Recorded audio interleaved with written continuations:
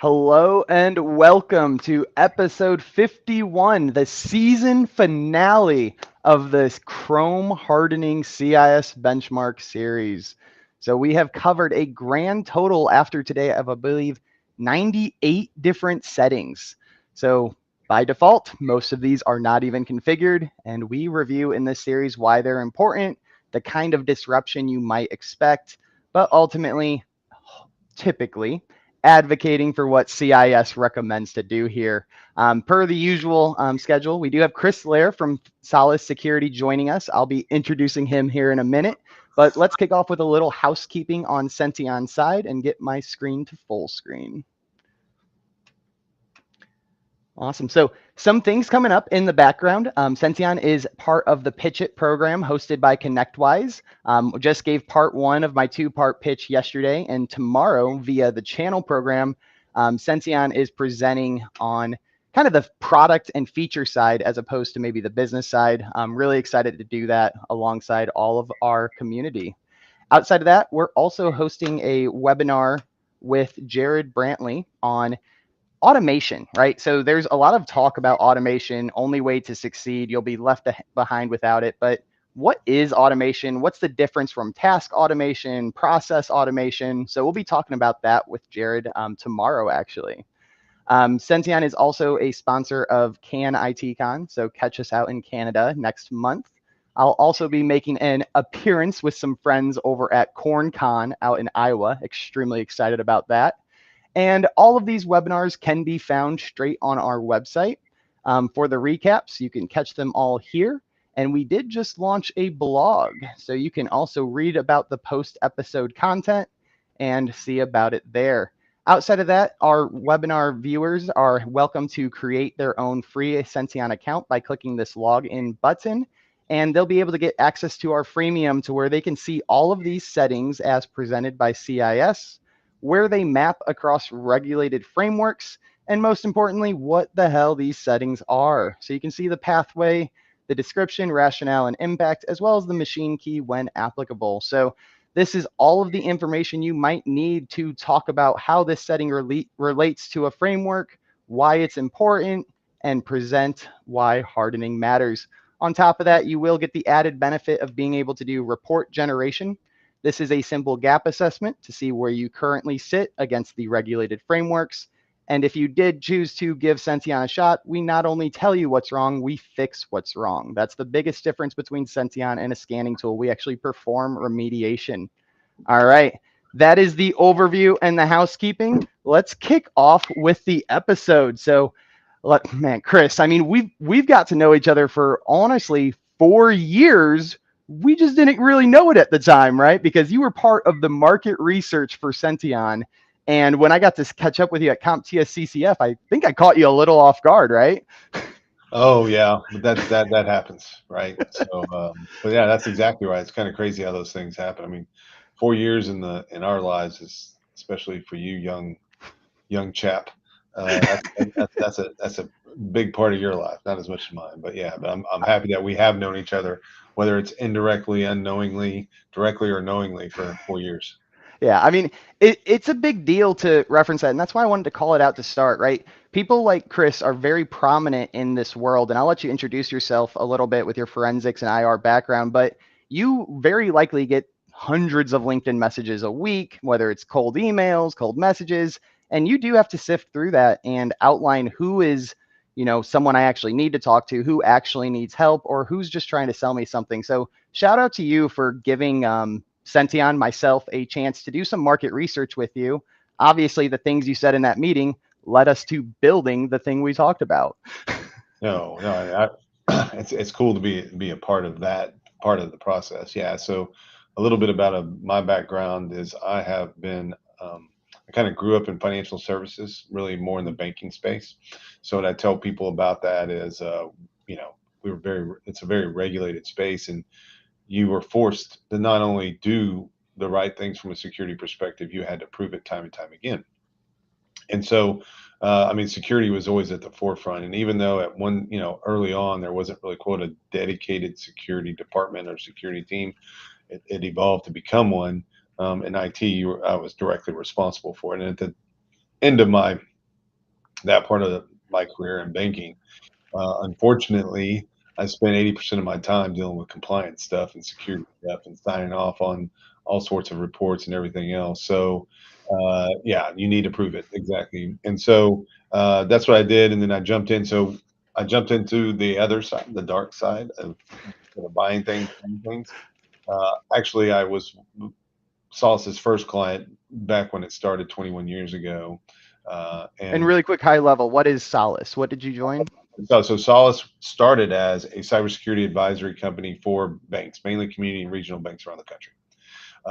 Basically, today, what you would think is VISO, that's what Solace did back then. And, Mm, and even though that wasn't the term, there's a lot of banks starting up. There's a lot of bank acquisitions and mergers going on, and so the banks needed that type of work done because they didn't have nowhere to turn or anybody else that was kind of experts in it. And so that's what we did. About 6 years into that, our banks kept telling us we should do IT as well, and we told them a bunch of times no. no.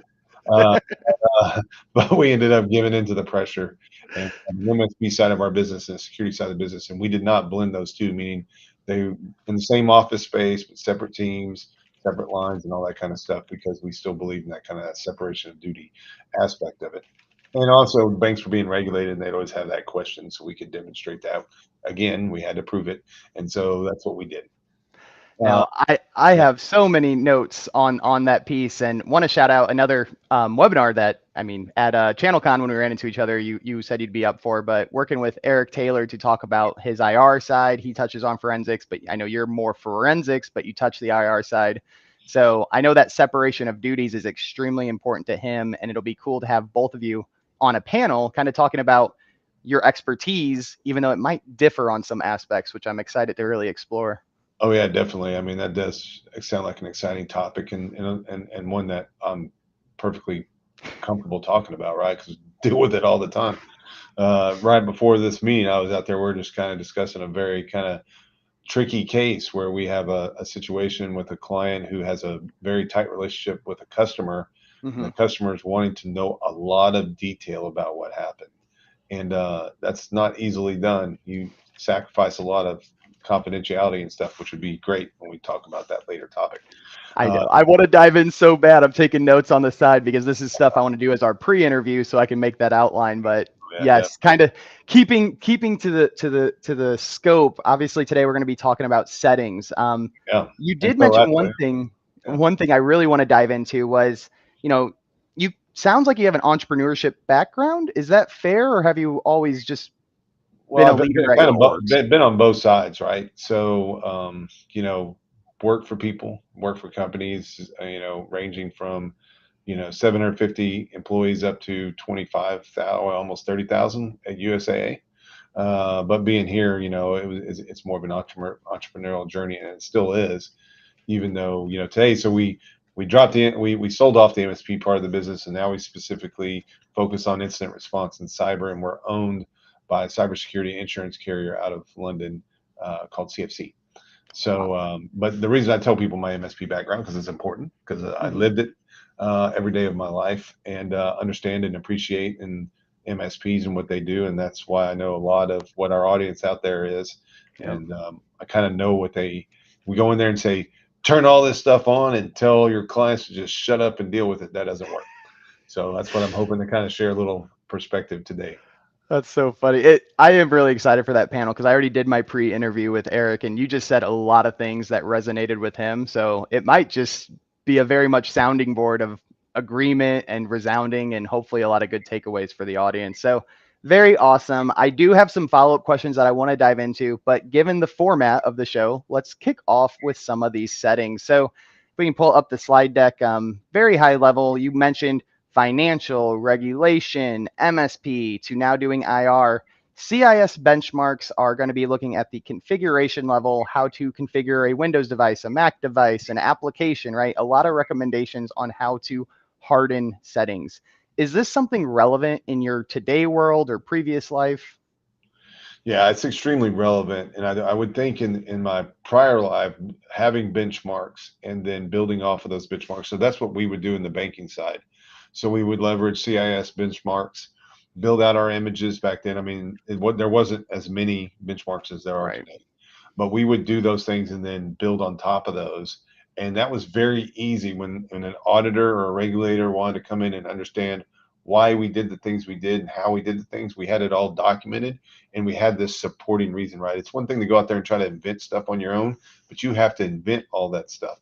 It's much easier to say, hey, look, do something like CIS benchmarks or something of that nature. I can tell you the first bank I worked for, we had a hell of a time. One auditor would come in one year and tell us one thing, and the next year a different auditor would come in and tell us something else. And it just got old. And so, at that time we said we're adopting ISO Sure. 27001 as an example. So those guys don't, that's it. We're just going to adopt that. We're going to live by it. They don't have any way to argue out of it. So that's kind of my analogy and what I would build upon here with you and your clients to say, hey, you're not trying to reinvent the wheel. You're not trying to create something out of thin air. Right. You're using something as this baseline to build off of. It doesn't mean you're going to live by it like gospel, but you're going to have something, and that's something, in my opinion, that's defensible. That's the word I was gonna say. I was waiting for a break, and then I was gonna ask you because kind of saying, "Hey, I'm gonna go through all 1,000 settings, decide which ones matter to me, should be configured this way, should be configured that way." If an incident happens and you do have to go in front of a court and you got to justify how you came to these decisions, I mean, is saying that's what my gut told me defensible, or is following someone like CIS a little bit more powerful? It's definitely more powerful because if you have to imagine the worst case scenario, if you did have to go to some type of trial or something of that nature, typically opposing, you're going to probably be on the defensive side of that. Sure. Most likely the plaintiff's going to bring in some type of expert witnesses. And so you need to be able to kind of know that they're going to bring an expert witness in. It's going to be very hard for an expert witness to poke holes in something that is as well adopted and well accepted as CIS benchmark. So you're exactly right. It's going to make your life easier. And I think it's just again, why do extra work? Why Yep. do something that somebody's already laid the foundation for? Yep. And you said one other thing with auditors will differ. I've had Kayla Williams from Devi. Oh my gosh, what is that company's name? Putting me myself on the spot. Why would I do that to myself? They're They pretty are good. called Devo. That's what it is. Mhm. The CISO of Devo, and they're CMMC regulated. I know she has the same auditor come back and back, so she really got used to the things they look for. When you're saying auditors will differ, is this because financial has different bodies, or they just have, it's not the same auditor every time? What can you elaborate more about that differ aspect? Yeah, it's interesting, and it does. I mean, it can differ because of industry or size or whatever. It can also differ by audit firm, right? So a best practice is not to use the same audit firm. I think most people usually don't want to use the same audit firm 3 years in a row. Oh, It depends on if you're regulated or if you're a public company. Sometimes there's specific guidelines, but you have to rotate. That doesn't mean you have to rotate the whole firm, but you have to rotate auditors. But it kind of comes down to this. So you have in the banking world, you have to be audited, and some banks have a internal auditing as well as third party auditing, and then they have regulators as well. So if a regulator comes in, usually the regulator is going to review what the audit did, and then the regulator might have additional things that they ask for or whatever, or things of that nature. But really, it comes down to it is a human being. So, after I'm done with this thing and I walk out on the street tonight, there's going to be a bunch of auditors beat me up. But here's the deal: you have young auditors that are trying to make an impression upon their bosses, and then you have experienced auditors, and then and so on and so forth. So you get the young person in there that's just trying to find something because the last thing they want to do is do an audit where there's no findings. hmm So it's some tricky waters to it. I mean, you could do a whole session on auditing and Chris Lair's kind of secrets to dealing with that mess. But yeah, so that might is take the you up deal. on it if that's an offer. Hey, I have dealt with, for example, an audit where the auditor used to be an MSP owner. And his kind of angle was this is how he did things, so this is the way everybody else should do things. And so, really, audits should be looking at what controls you have in place, and are you meeting those controls? It should be less about how and more about what. And a lot of times you'll get in there where they want to be very prescriptive about things and say, well, why didn't you do it this way? Or why didn't you do this? Another example would be there's an organization that's being audited and they had seasonal workers, like people that just worked in the summertime. Hmm. So they would disable their accounts. And not only that, they would put them in a disabled OU. And the auditor's like, nope, you got to delete them. We're like, Because they exist. why? Because they exist. So, well, what are they going to do? Well, a threat actor could get in there, enable their account, moved it out of the disabled OU and use it, and you wouldn't know. And I'm like, why would a threat actor do all that? It doesn't make any sense. If they're that into your network, that's a lot of extra work. There's a lot easier ways for them to do things than do that. Well, I don't care. This is just what I think. You know what I mean? So that's what you got to get into. So So the check boxes may not be as logical sometimes, right? It's not just a yeah, one just way to do things. yeah, there isn't. Yeah, and sometimes they're just kind of black and white without any reasoning behind it. So, and I learned that the bank I worked with, actually, the chairman and CEO used to be a bank regulator, and he was really good at explaining things and walking through things like that, versus maybe my methodology is swinging the baseball bat. Uh, but sometimes you got to swing the baseball bat. But anyway, but that I learned a lot. I learned a lot from him and what he did there. So give him full credit. But yeah, it's an interesting thing, and again, it kind of comes down to how big but audit firms are. I mean, you got these Hmm. I got these audit firms that are tens of thousands of employees, and so you're a small little organization, and for some reason you're getting audited by a big giant one. You're probably not going to get the auditor of choice, so that kind of is a little painful too. All the things that play a role into that, because But like you said, it's the human aspect. So everyone's going to do things slightly different, different standards, making a name, not making a name. That would be a very fun topic. So hopefully you don't get beat up on the street tonight when you go yeah, they'll outside. just But beat you apart. That's all they'll do, but that's okay. all right, diving into Chrome hardening. So when we talk about browser hardening, we're talking about the configurations to allow certain things, disable other things. Is hardening the browser something that has been talked about for decades? Is this something new gaining popularity? Where have you really prioritized, or what's your experience with potentially hardening browsers? So I think in the enterprise space, it definitely has been. But when you get down to smaller organizations, it's a brand new concept. It's very similar to MFA, right? I Sure. tell people I used MFA in 1999 to VPN in, but there's still some small organizations. That's a brand new term in the last 5 years. Yep. So I think the same thing comes down to browser hardening. But when it really kind of comes down to is when you start explaining people that the browser itself is probably the most powerful application interface Yep. that an end user can have. Remember, I say the most powerful software on earth is the RMM. Yep. But in a user's hands, I think the browser is probably especially in today's world, the browser is it. But then people, I think, a little bit start to get it. But as you're going to see here, there's a bajillion There's things so to many. do. Kind of crazy, right? But I think It that's is. I mean, on Chrome, there's about 98, 100. On Edge, there's another 120. And on Firefox, I think there's a little less, like 70. But there's, in that example, that train of thought, if you can't restrict your business to just one browser, that alone is what, 300, 400 settings I just said you need to configure? exactly. Yeah. So you're exactly right, and it's tough. I mean, it's very similar to what soda you like to drink, right? I mean, What do you want to think call soda? yeah, You're Texas, so Coke, uh, right? yeah, Coke, water, there's all sorts of terms, right? Yeah, Coke, but yeah, I mean, people have their like, we won't paint it any other way. Edge works better with Microsoft 365 stuff. There's just no exception. Chrome works better with G Suite stuff. There's just nothing to do. And so when you get these people with their affection and what they do and Yeah.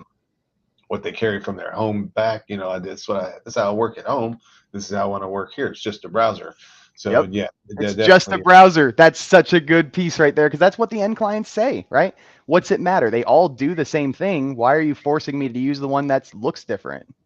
right. I think even if you said, hey, you can't use that Windows machine, you have to use a Mac or vice versa. I think as long as that person can continue to use the same browser, they're happy. But if you tell somebody you got to switch browsers, they're a little they're a Yep. little less happy in their life I feel after that that. conversation. Yep. All right, we got 10 settings to discuss today, and I have a feeling some of these will go fast, others will might take a bit longer, but let's get into the first setting here.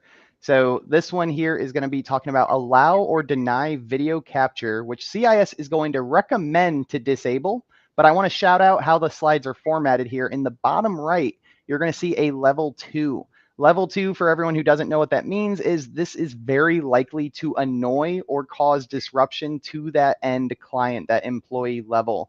And honestly, I think Chris is probably going to say a pretty good reason as to why this might annoy them, but maybe also why, from a security point of view, you may want to just overcome that. But explain this one for us, Chris.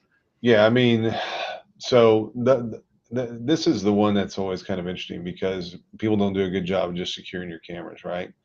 So I think Yeah, there's the camera the hardest, itself, right?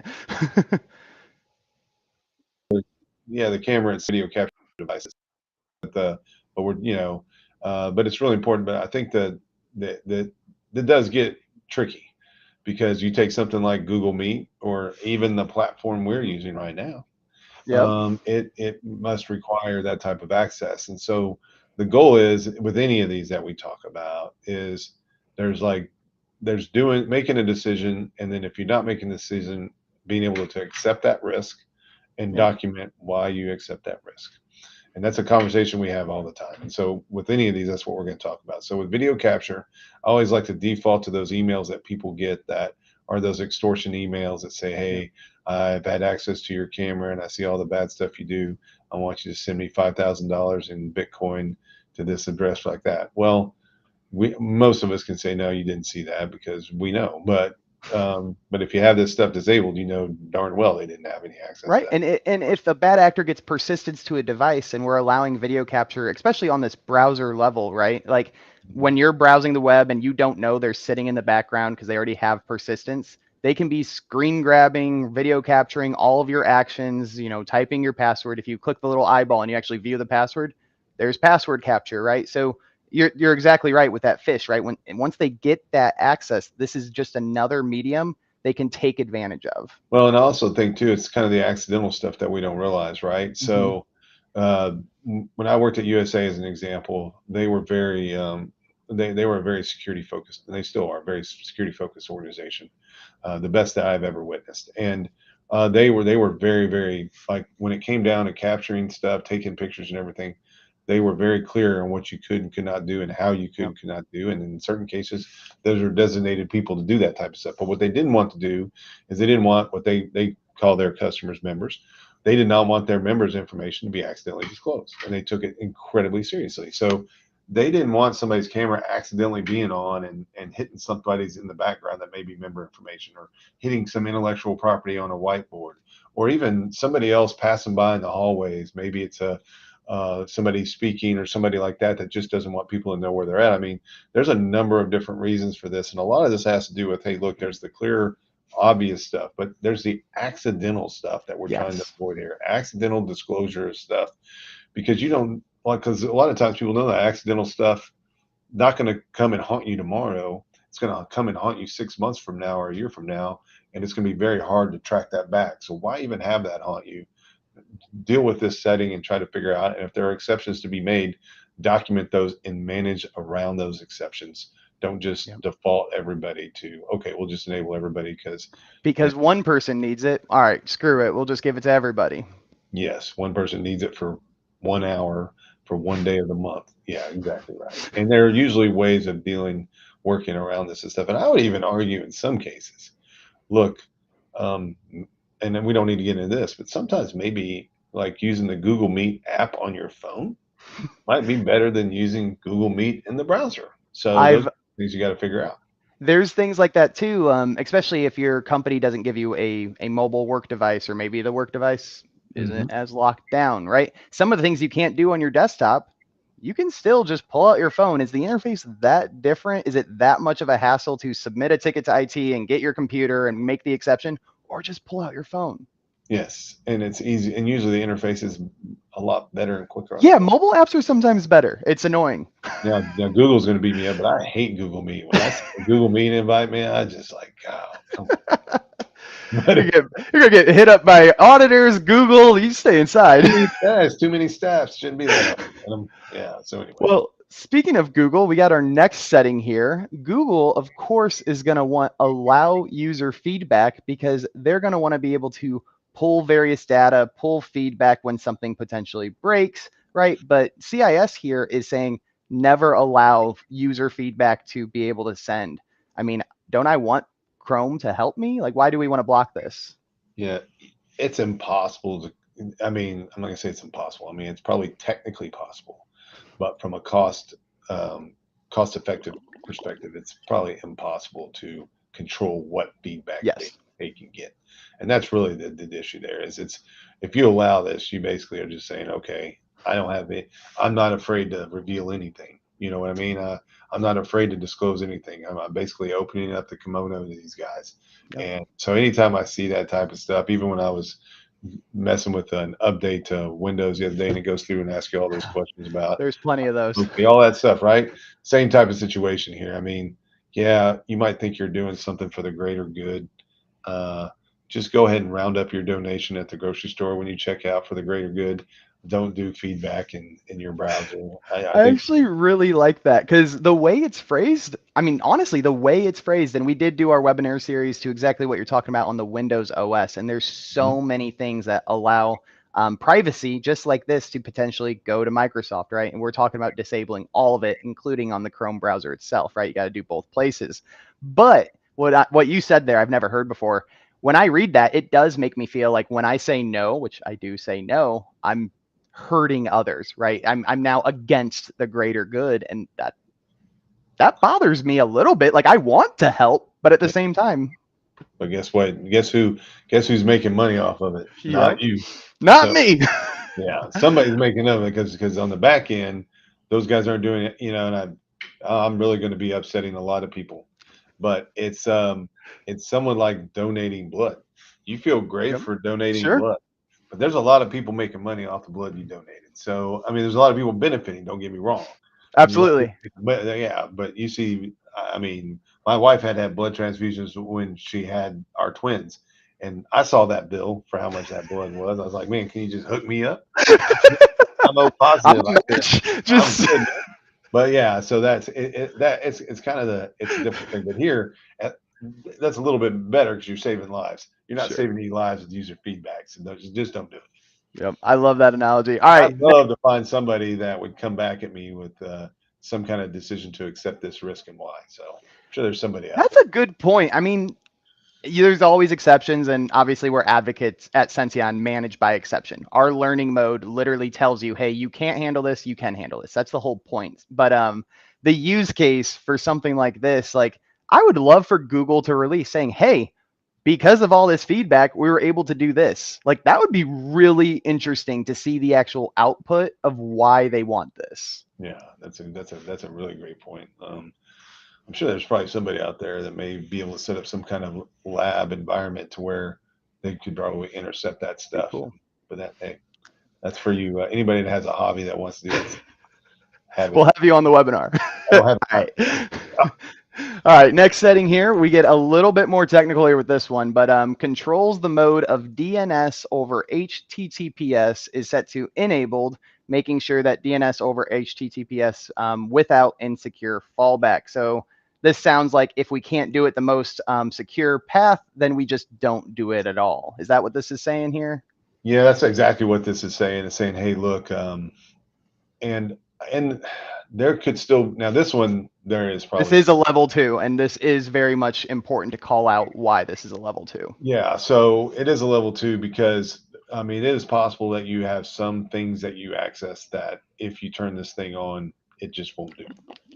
I mean that is possible, and I will tell you from the banking world, they got some weird, goofy, old stuff that they still have to deal with, and it's incredibly painful. I mean, I know there's situations out there with banks, especially where they have to use older versions of browsers, and so you have to kind of restrict that down just to use that one thing that they Yep. need to do in place.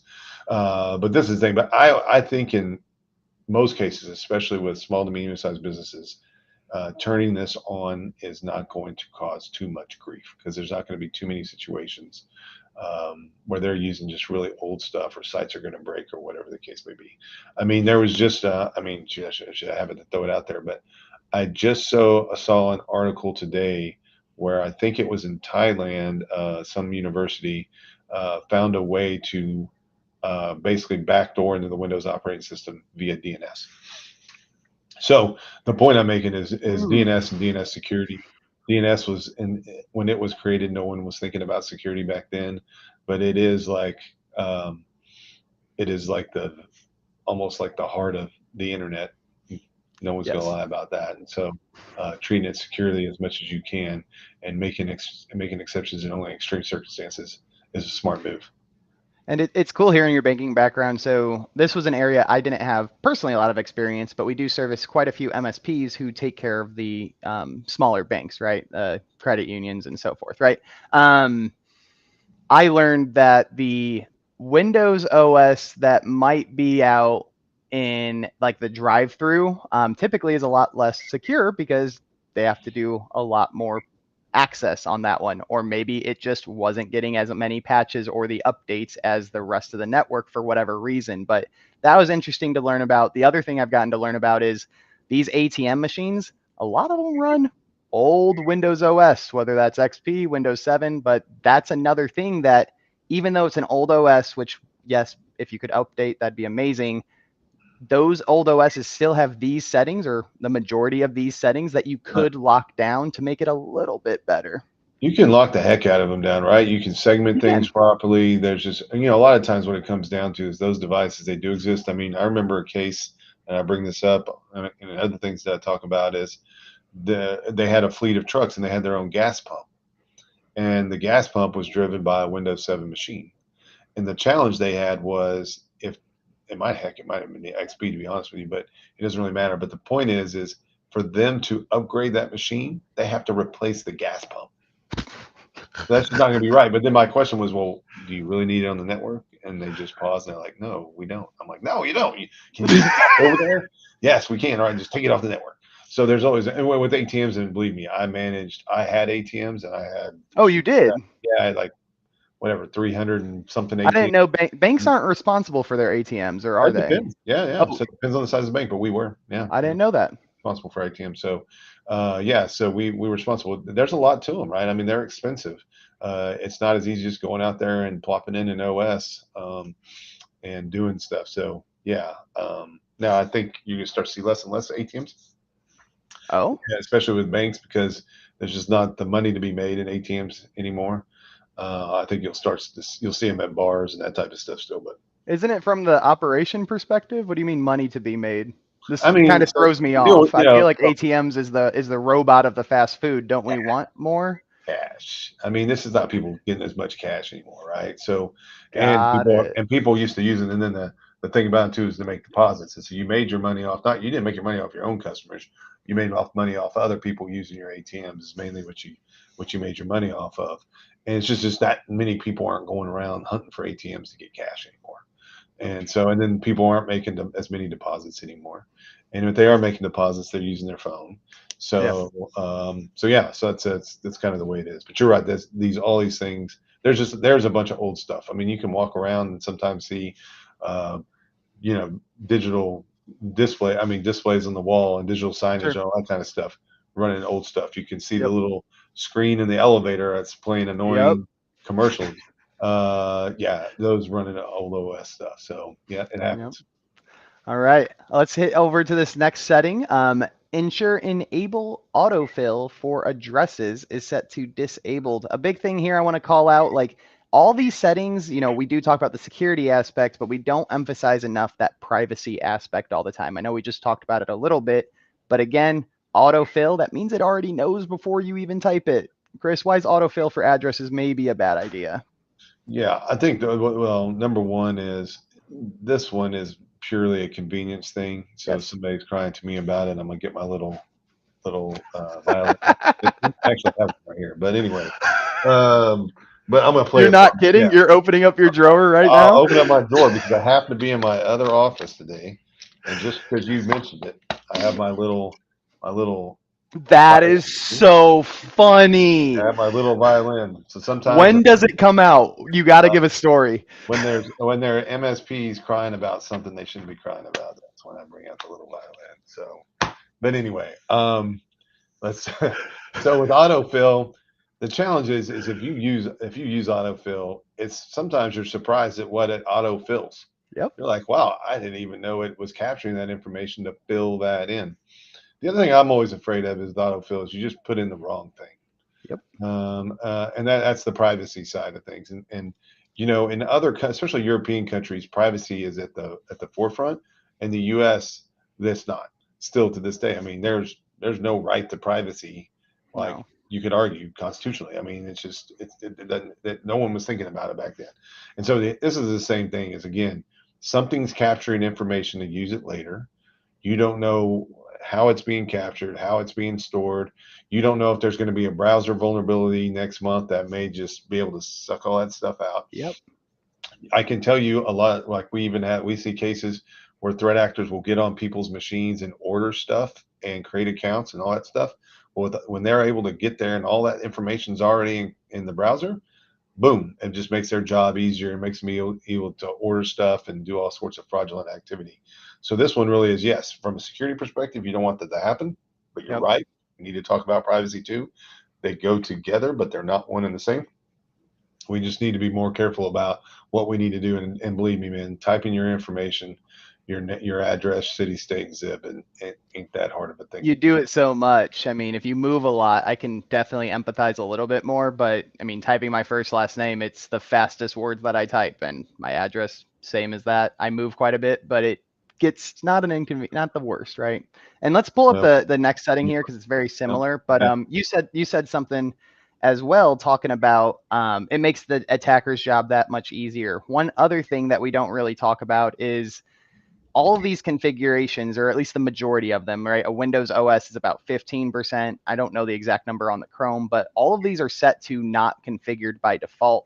What benefit does the attacker have by knowing the configurations before they even get there, that lay of the land, right? If all of these are set to the defaults, what's that mean to the attacker? yeah. A lot of these attackers have processes.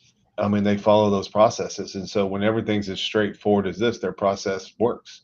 They Yep. don't have to pivot. They don't have to think on their, you know what I mean? Things just work. And at the same time, there are tools out there that allow them to harvest this stuff. So they get into an environment. This stuff is not configured by default. It's very easy for them to run some type of tool or something to harvest that information. And this one's the one that really gives me. This Yep. one should be pretty darn obvious, man. Just don't do it. It's Please. just, yeah, just don't do it. I mean, I saw somebody the other day says, I had this credit card with me all the time. I don't know how it got used fraudulently. It didn't go out of my sight. Well, it's probably because you got something sticking. It's in my wallet. What do you mean? No Yeah, one can touch this. yeah, exactly right. No, you used it somewhere. Is either, in your browser or restaurant got it. So that's usually two things. Again, back over in Europe, you go to Europe, they don't handle your card. Over Yep. here, They we bring put it it to in the you. server. That's Yeah, the exactly server right. takes off and whatever, right?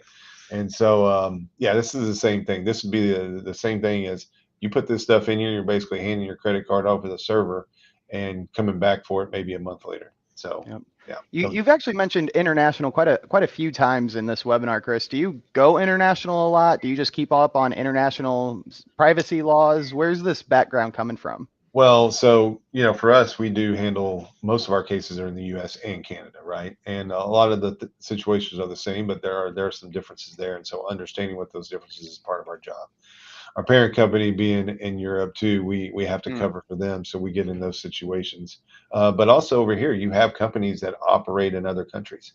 So we may have somebody that's U.S. based, but they either have employees or operations or customers or something like that over there. So knowing that information and knowing what it is, but it's interesting. They're they're harder core about that privacy stuff, but they're Hmm. less litigious, right? So over there, you do Laura something and all that wrong, is what you're, are you're you going to referring get to that? fined. Yeah, you're going to get fined and all that, but you're not going to get class action sued. Over here, you're not necessarily going to have that black and white thing about getting fined by somebody, but you're going to get sued. So that's, it's kind of weird how they It's an kind of balance each interesting other out. comparison because it is different. That's a very good point I've never considered. But yeah, the international stuff has really been bringing Senseon a little bit to markets we didn't anticipate going so soon. I mean, even this morning from someone who um, I talked to like a year ago, randomly reached back out. He's like, hey, we're now being required to follow DORA. Does Senteon have a fit? Right. So, I had to read up a little bit on it, and CIS, because DORA is so new, doesn't have direct explicit crosswalks. So we don't Right. have explicit reporting yet. But again, being that compliance focused security vendor, it's part of our job to know these international, where we fit in this, where we fit in the Essential 8, right? So it's just part of this. And as you said, you're kind of on that side a little bit. So that's You why you just know need it. to know. I mean, the data's handled like in India, which a lot, like even this was a shock to me, just knowing India, right? But in India, they're like incredibly strict about how quickly you report I on didn't know that. security issue, like super short window, like the shortest that I'm aware of. And so they're definitely, privacy attorneys can speak to this better, but you have to find some good international ones. But yeah, it's kind of crazy. So yeah, you kind of need to know that landscape. And if you can err on the side of caution, you're going to be in a better position. Yep. All right, let's get to this next setting here. We got about 20 minutes left and only 4 settings, so we're making great time here. But import saved passwords from default browser on first run. I mean, I can see the convenience, especially, new employee, whatnot, right? You're onboarding their machine, but what opportunity does this maybe open up for the bad guys? Well, first of all, this is assuming that you've been saving your passwords in a browser. This is true. That's a different setting from another episode. So, I guess somehow if you've gotten through that part of your life and doing that, which you absolutely should not do. Chris, Uh, your parents have your family, oh, brothers, sisters, oh, are they saving oh, passwords to the oh, browser? don't get me started with my parents. My problem is the answer is no. That's why my dad has like 25 Facebook accounts, because he spins up another one because he can't get into it. I only bring that up because I recently got my mom and dad onto a password manager and even set up MFA on Amazon and the critical ones, and that was a process. My dad's no spring chicken, so I spent a lot of time there trying to get into stuff. But anyway, but yeah, this is the same type of deal. I mean, again, you're having passwords passing from point A to point B without knowing if there's anything in between. Um, you also, again, I think that the importance here is you're assuming that any of those saved passwords are good passwords, and Yep. you're just giving them an excuse to keep using weak passwords. So yeah, I mean, password hygiene, training people on proper Yep. passwords, making sure you do a multi-factor, passwordless stuff, pass keys, all that type of stuff. That's not for this episode. That's where Yep. the going. So Might we be something we talk about. We have Tara Wheeler coming on in a few weeks, and I know with her platform, Red Queen, I think there's a third word to it, Red Queen Dynamics. But for their login, they don't have a password. They have a passwordless authentication method.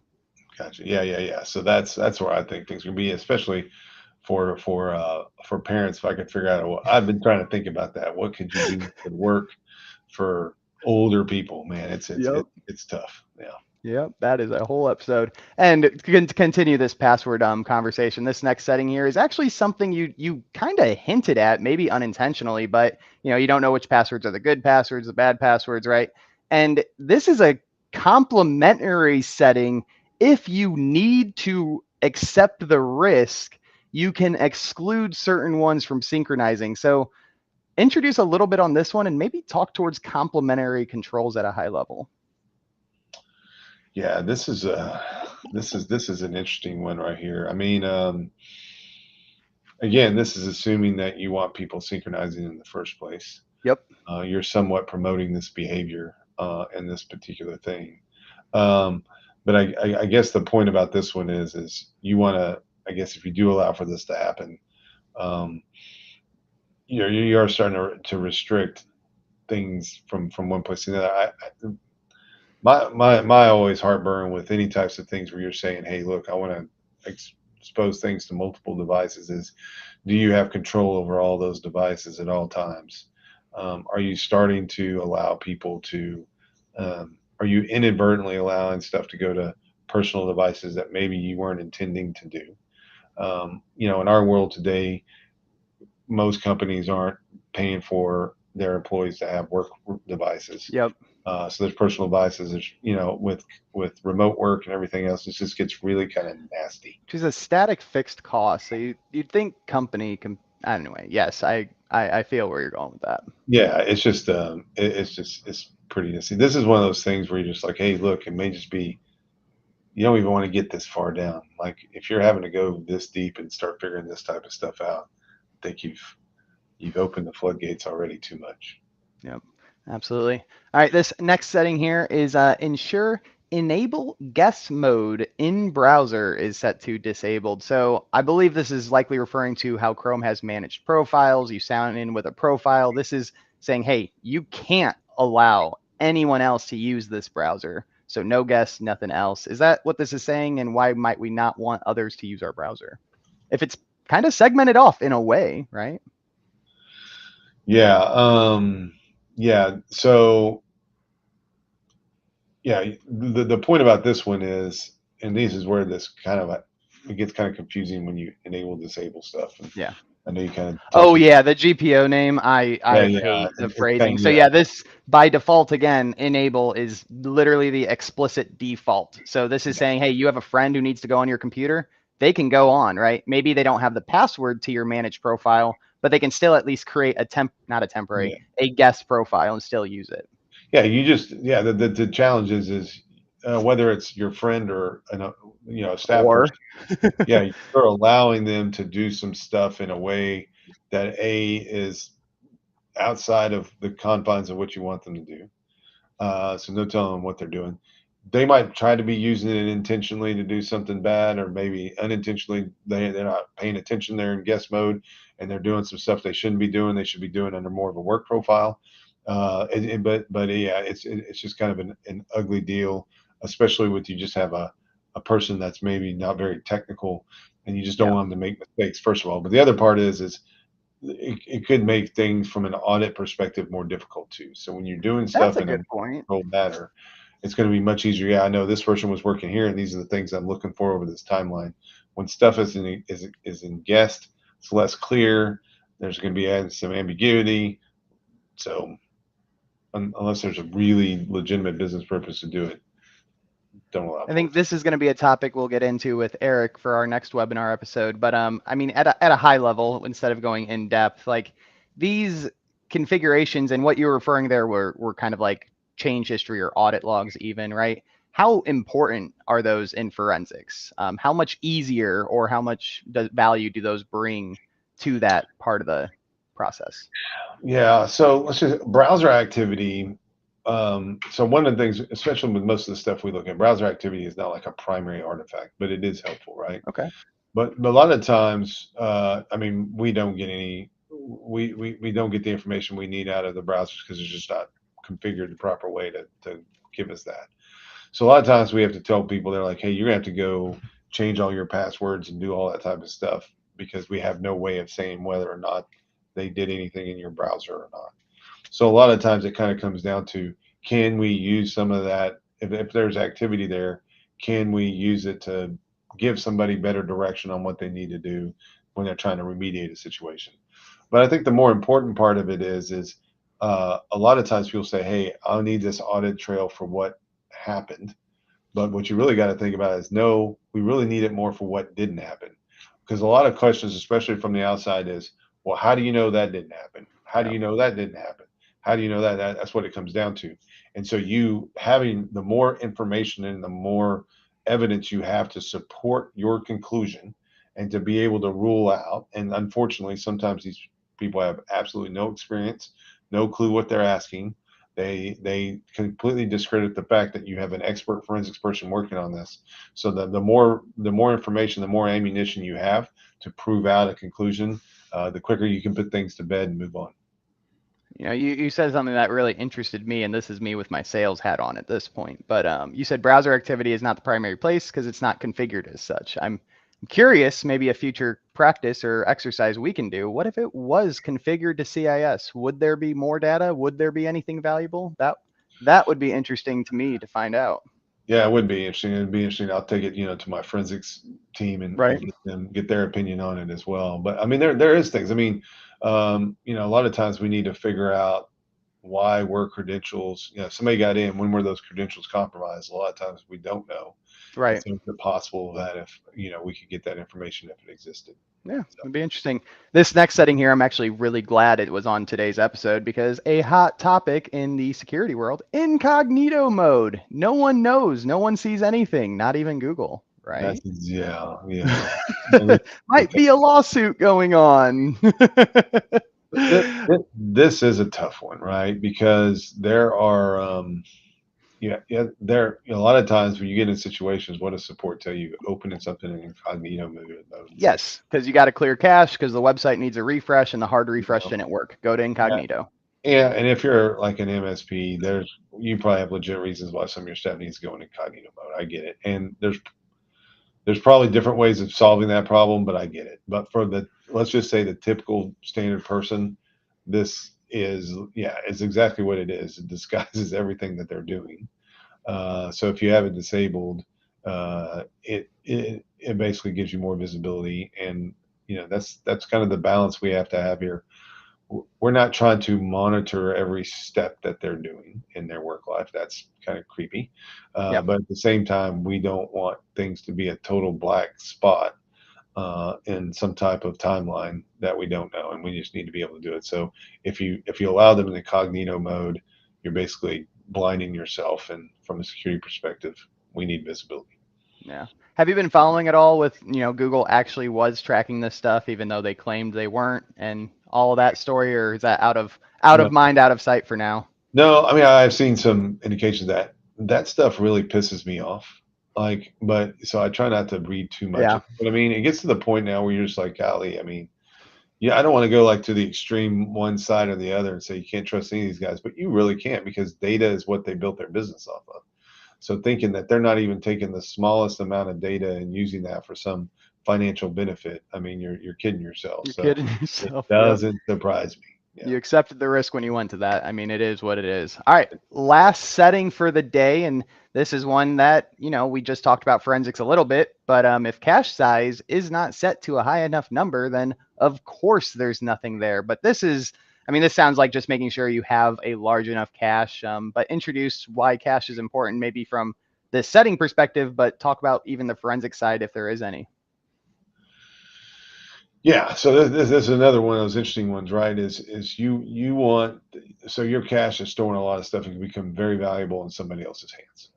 So having some limitation on that cache and knowing what that limitation is extremely helpful. There's obviously some performance benefits to this. I would say with today's Yep. hardware, not as important but back in the day, this is something that you really paid attention to a lot, because you could really kill a machine and chew up some space. At the same time, you don't want to reduce it down too much to where you may lose some information that could be helpful in an investigative situation. And I would tell you the one thing, and again, that would open up a whole nother rabbit hole that we won't go down to. But I want to tell you one thing that we didn't really talk about is, hey, when it comes to insider activity and suspected, whether it's accidental or malicious insider, the browser is the key. All right, so don't get me wrong. When I said it was for the types of investigations we do, it's not the forefront. But when you're investigating if an employee's sending data to a competitor, or or doing whatever they're doing, or whatever the case may be, is the browser is extremely helpful in that particular situation. And so that's where this stuff matters. And so understanding what that setting is, and understanding why you have it in place and that you can defend that size, that's important. That is something we're going to have to dive into at the next session, because that one at a high level, makes sense. If there is an insider threat, that browser's everything. But hearing more on that will be fun. All right. We only got a couple minutes left. I'm realizing I was looking at the recording time, but I'm realizing we're right at the end of the hour. So my mind wasn't working right. So let's hit up this second to last slide here. MSPs are constantly maybe talking to their end clients about, attacks, vulnerabilities, risk. All of the settings we talked about here today are mitigating the risk of attack techniques being successful. Chris introduced it, right? They have a process.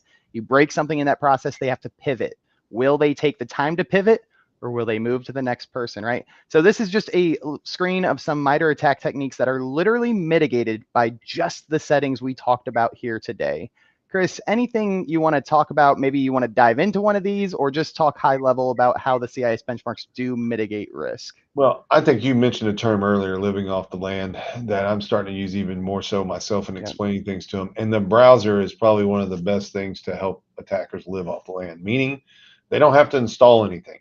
They don't have to do anything new. They just use that browser or the things connected behind the scenes of the browser, like we talked about cache and those types of things, to get what they need done. Or they use it as that entry point in. If they can't get in via email, they'll get in through that browser somehow. And so it's super important. So you don't have to dive into any of those. We talked about Yeah. most of them with the exception of network sniffing. But the MITRE attack framework or the techniques help people understand how things happen across the path, what the attacker used. And so being able to understand how attackers operate and be able to, you're not going to be able to stop the top Chinese hacker out there, but you will make lives miserable for many of them out there. And what Yeah. I tell people is, yeah, there's going to be some of them that are going to see it as a challenge, but most of them are going to say, hey, this is too much work. I'm going to go find some easier target to go find. So whatever you can do to stop these guys in their tracks, disrupt their processes, Yeah. and make them kind of avoid you or do something else is incredibly important. So this slide speaks to that very, very clearly. I love that you say disrupt the process. I think that's going to be another topic I find to talk about with someone, because that is it. It's a process. If it breaks, it causes headaches, right? All right, let's get this last slide again. Just a high level. I know we're wrapping up at the hour, but again, like, why should an MSP be talking to their end client about hardening their browsers? Is this something an MSP should be doing? If it's an MSP looking at doing this for the first time, I mean, what would you say to them? How would you advise them through that process? And let's get this next slide on. Yeah, so you definitely should be talking to your clients about hardening. And again, it may not be a one size fits all approach, meaning it's not going to fit all your clients and exactly the same. Even with your clients, it may not fit all their employees exactly the same. But let's say Yeah. you have a client that has a manufacturing floor. I guarantee you, everything we talked about here could probably be enabled for that manufacturing floor. Yes. And so same thing with what people working in finance and accounting. I mean, there's going to be some clear benefits to that, but I think the user impact is always what people are going to somewhat push back on. But really, I think what we talked about here in the majority of things, the user impact is going to be minimal. And if it's explained correctly, people will get through that. If you ultimately, people might put up a little stink about something, but they'll get used to it and they'll start typing that address in from going forward. And I think there is what's interesting about this one is there is a cost benefit and there's some operational benefit to this. The more you allow, we can't go back to the world where we restricted everybody to 20 websites that they can go to. Yep. I heard somebody say something like the average number of websites people go to is 126. I heard that on an earlier call today. I know that they got that from That's USAC or cool. somewhere else, That's but a pretty cool stat. It wasn't for me, but now I want to find out. yeah, but it's 126 websites. So anyway, and I mean, it was right before this call, so I was like, this is going to work perfectly. I got to fit it in. But the point is we can't restrict people right anymore like we used to at the banks. I mean, you can only go to those websites and that's it. But at the same time, if we can restrict what they can do and maybe definitely restrict the risk, then less stuff's going to break. People are going to see less weird stuff happening on their computer. So that should ultimately reduce in less calls. Is it going to reduce you down by 100,000 calls a year? No. But anything that you can start to chip away at that, I think it would have some benefit. And I just think going forward, you're starting to again instill this security culture, this security philosophy, and people just start to care more about it when you do that. But you have to let them understand it. And that's where the user impact comes. If you teach people and let them know why you're doing this, you're not trying to be just the authoritative Turn IT it guy all that on. says no. Mhm. Yeah, you're doing it for a reason. And if you can get that buy-in from top down, you'll be in good shape, in my opinion. I do think these settings really do increase that security culture and security awareness. It builds that security culture at the business. So very much resonates with me there. And I know we're 3 minutes over, but if there's any additional closing thoughts here, Chris, I mean, anything you really want to leave the audience with outside of those last two things? Yeah, I just say our world today is a much more swiftly moving world, especially come from security. And we're seeing it, especially when it comes to vulnerabilities, the bad guys are taking advantage of those more quickly than ever. I saw a report, there was a platform that had a vulnerability, and within 22 minutes of it being announced, there was activity. Shit. Cloudflare was already detecting activity of it trying to be exploited. So the point is this stuff is incredibly important. Security is it, where we do need people to be productive and we want them to allow them to work, and we will do everything we can to help them do that from the business side of things. But at the same time, we do just need to be more serious about stuff, especially with the browser, because it's such a key component of everybody's life. Yep. Awesome. Awesome closing thoughts. Thank you for being a guest this week, Chris. And let's go ahead and close up the show here and highlight this final slide with the upcoming schedule. So I mentioned at the beginning, we do have Jared Brantley coming on tomorrow for a talk on automation. And then we are transitioning from Chrome hardening to Edge hardening. So Mark Menzies is a avid Edge user. I was telling him we were doing a Chrome series and he said, absolutely not. So he's kicking off the Edge series for us with content and device access. And then we're going over to Bob Miller after that, who is really making a splash with the IR games that I'm happy to be a part of myself. He's And awesome. All those he's guys are great. Yeah. the group is doing amazing things. It's been a lot of fun working with him. And Senteon, again, as a gift to you guys, if you do want to reach out via our website, just let us know, settings webinar, let us know you watched, and we are happy to provide some free assessments that are internal or external, so you can actually see your security posture and see where you fit with these regulations. So thank you so much for the time, Chris. We will have you on again very soon for that part 2. All right. Sounds good, Zach.